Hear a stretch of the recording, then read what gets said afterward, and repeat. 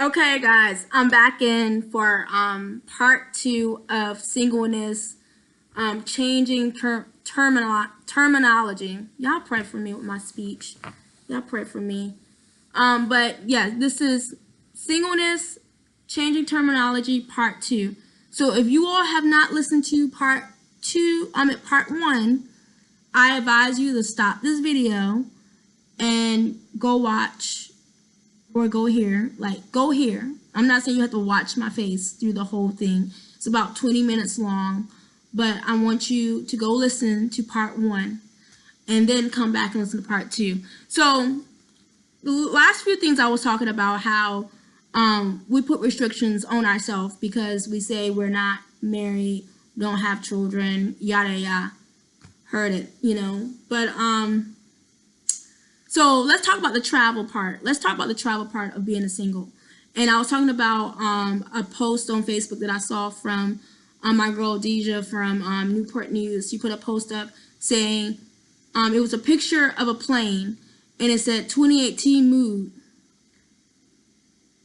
Catch flights, not feelings.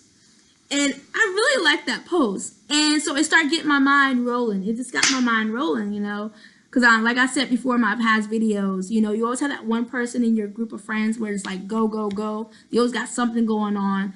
I'm that person. So I've done quite an amount of traveling. I've done some traveling with people. I've done some traveling by myself. And I'm just going to share some stories with you all. I'm not going to go in straight detail with some of the stories. But in future, if you want to hear more stories about a particular trip, I'll do a video about that. But one of the stories I want to share was back in, this is 2018. When did we take that trip? Was it 2017?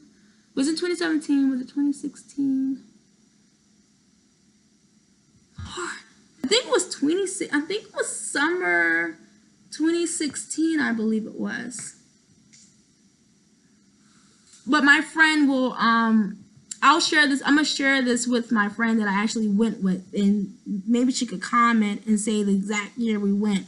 But I want to say it was possibly, I think it was July, I believe it was July 2016. I'm trying to think here. No, it was summer 2015, I believe.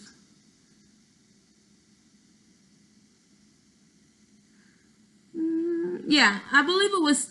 I spent 3 minutes trying to figure out the date, which the date really doesn't even matter. But I was single, of course. For those of you that do not know, I've never been married. I do not have children. So I'm part of this new group of the millenniums where a lot of us are getting married older. We're having kids later in life. A lot of us are more so focused on our careers. We're more. Some of us are very cautious on dating and relationships and whatnot. So is this new age of group of people where other generations don't really. They're still trying to understand us. They're still trying to understand it because there's so many people in the past, that have been brought up in the 50s and 60s, 70s, and even 80s. Whereas a lot of people got married very young in life. They had children very young in life. They had more responsibility younger in life. Whereas that this generation, some people are even staying home with their parents later on in life.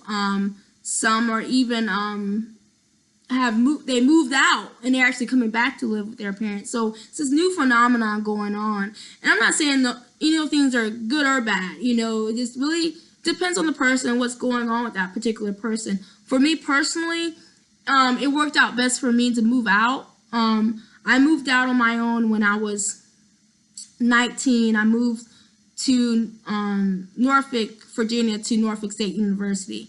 So I lived on a college dorm for 3 years. And then when I left there, I actually started having roommates. And now currently, I'm actually living fully independent by myself. So for me, it works best for me to be independently alone. And I love it. I love it. I love it. I love it. So, but anyways, 5 minutes in, I want to share this one particular story about my last video. I was talking about how people would even try to restrict me on certain places I need to go to because I'm not married, and I'm like, God created this entire world for us, and I'm in that group of us. And if God tells me not to go somewhere, okay, that's understandable. But if the Lord allows me to go places and He provides and He makes a way and everything's cool with leadership and with my job, like, I'm going, So I remember summer 2015. It was in that spring. It was like early that spring. I started planning a trip because I'm like, man, I gotta go a trip. I gotta go on another cruise. And some people love cruises. Some people don't. I love cruises. I love cruises. So both of us were single, female. She actually used to be one of my old roommates. Known her before I known her when I was in high school. We actually knew each other in high school. So I went to Norfolk State. She went to Old Dominion University. The campuses are about 10-15 minutes away from each other. So we're both actually in our careers at the time, and I'm going through a list. I mean, I contacted, honestly, I don't even remember how many people I contacted to go on this cruise with me. I mean, it went to the point, like, I went through so many people in my phone. I went through so many people on Facebook, people that I was currently talking to, people that I haven't talked to in like years, because at first I really didn't want to go by myself. Another friend of mine that was supposed to go, there was some people that was supposed to go, they dipped out. And then this other friend, they like dipped out like the day that we were supposed to put our money in, they dipped out. But it was like whatever. So I was really hoping this one friend was going to go. But I had made a mental note. If she didn't decide to go, I was still going on this trip. I was still going to go on this cruise. It was a 14 day. I think it was a 14 day. I think it was. How many days? No, it wasn't 14 days. It was 8 days. I'm sorry. It was an 8-day cruise. It was an 8-day. And she came through. The day that we were supposed to make our deposit, we both made our deposit on the same day. We were stoked. We were so stoked. And this was like a really like I said, it was 8 days. And we hit up, the itinerary was like 2 places in Mexico, Belize, and what was it? El Salvador. And so it was with Carnival.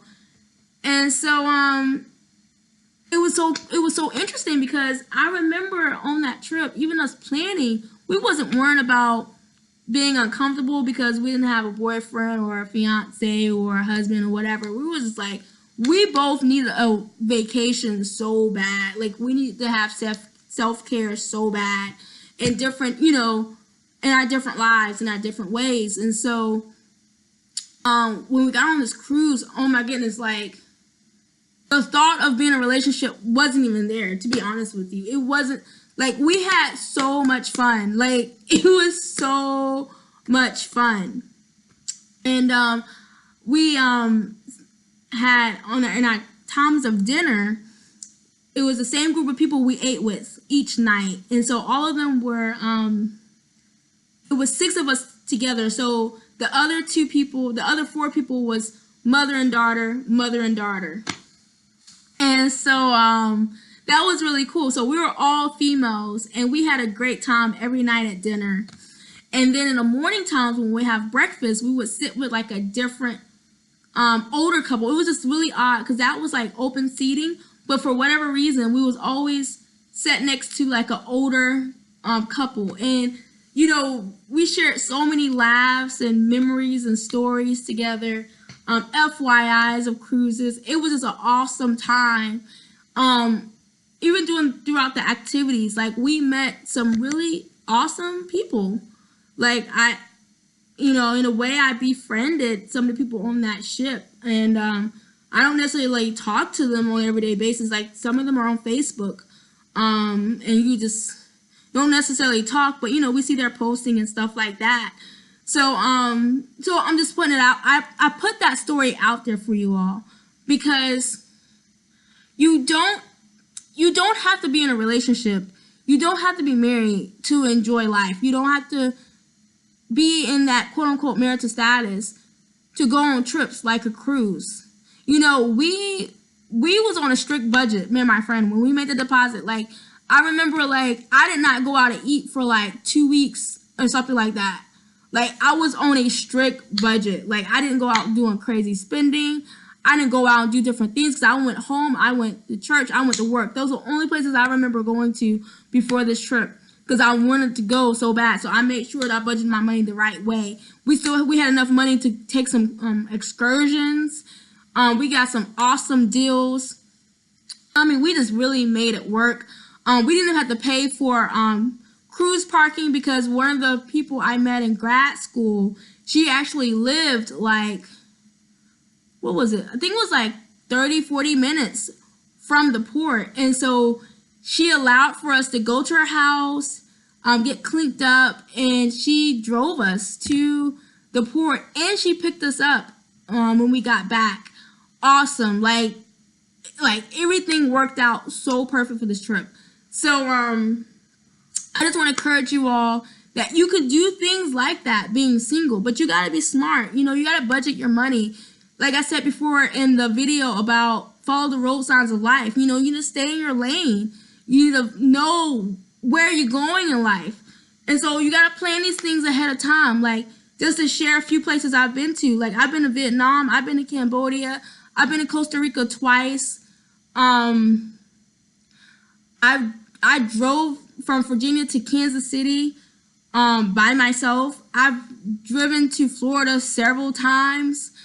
I've been to South Florida, I've been to Tampa, been to North Florida, been to New York a couple of times, been to New Jersey, Philadelphia. It's just, yeah, like, been to Canada. Oh, I forgot, I've been to Europe. I've been to Switzerland, the border of, France that's next to Switzerland. I've been to Austria. I almost forgot about those places. I can't believe that. So, yeah. So you can go places being single. Like, you don't have to wait, for, your husband or for a whole bunch of people to go. Like, people already know in my circle. Like, I'm not waiting on y'all. Like, this is what I plan on doing. Oh yeah, I've been to Detroit. So, I travel around Virginia as much as I can.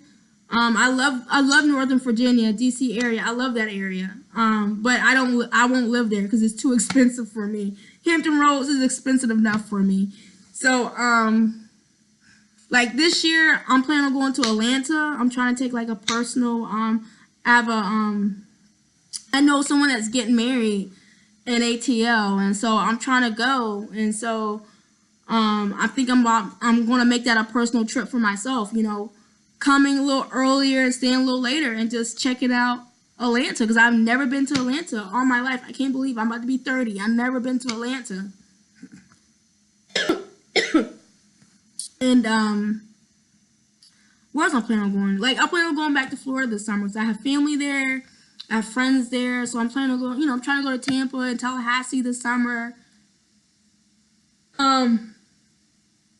So yeah, those are some places I'm trying to go to. So I just want to encourage, singles. I guess this is more like Singleness Travel. I guess I need to change. I'm not changing the name. It's still going to be under Singleness. Change the terminology, but you don't have to have like a whole posse of people with you to travel. Like, go do your thing, go see the world, go see some people, meet some people, man. Like, there's some incredible people in this world, and but be smart, use wisdom, be smart. Don't do nothing stupid, like, don't do nothing stupid, it's so explanatory. So yeah, like I said, if I know everybody on here, in the future is going to be watching from all over the world, but I know a majority of my viewers are American citizens, and so we're hardly unstoppable. Like, there's so many things that we can do, but we've become so lax and lazy and unaware, and don't value what we have. Like, we're in one of the most powerful nations in the world, and we can do anything in this world. We could travel to so many places. Yes, there are some places that is probably not the safest place you go to. You need to do that research. Do your research and find out the best places to travel as a single. The best places to travel as a group of friends or a group of females, or the best places to travel with family or whatever, a mixed group of people. Make that aware. You single, like, take advantage of missions trips. There's so many mission trips going on.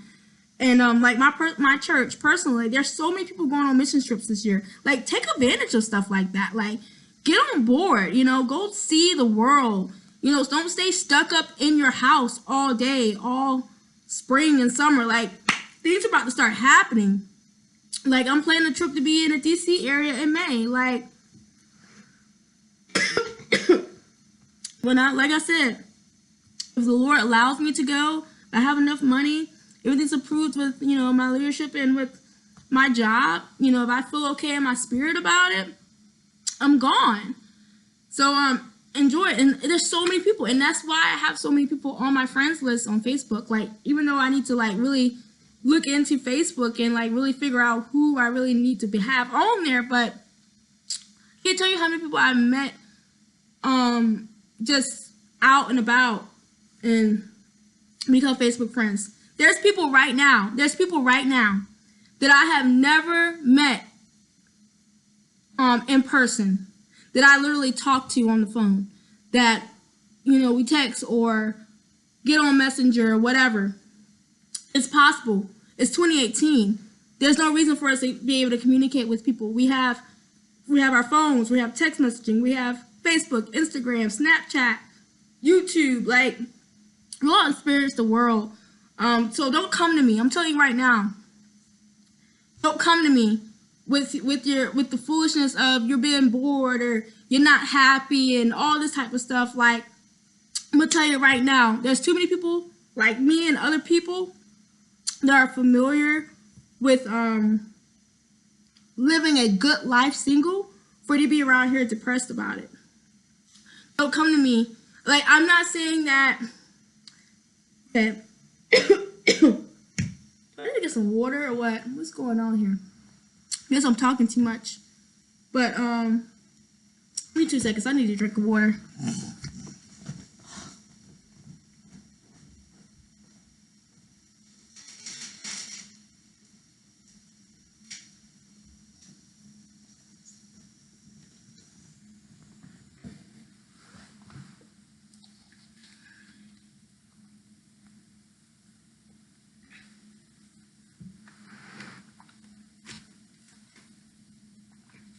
Let me put a disclaimer out here.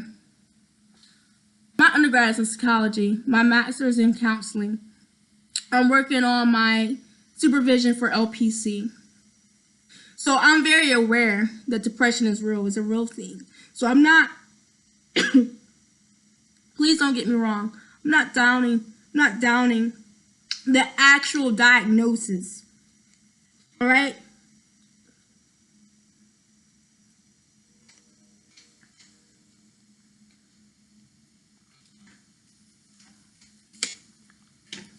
I'm not downing that. I'm downing because there's people I know that I personally know that actually suffer with the actual diagnosis of depression. What I'm talking about is just the people use the word depression just so casually these days. So I'm talking about that you're not necessarily diagnosed with the actual DSM-5 diagnosis, but you're having some symptoms of depression for a little bit of time, because you don't want to be single or you feel like you can't do much being single. You better enjoy your life. You better enjoy it because, like I said before in my past videos, tomorrow is not promised for you. It's not promised for nobody. So you sitting around here waiting and waiting and waiting for your husband or your wife to come. And you don't know when your last breath will be. You don't know when Jesus is going to actually come back for the church. You don't know when the church age is going to end. You don't know. You know? You don't know how long you're going to be on your job. You don't know how long you're going to be in your city, your state. So enjoy the season that you're in. Enjoy the lane that you are in. And be encouraged in that. I think I've talked too much. I think this is going to be it for me because my throat's very dry right now. So thanks again for tuning in. And I'll catch you all later.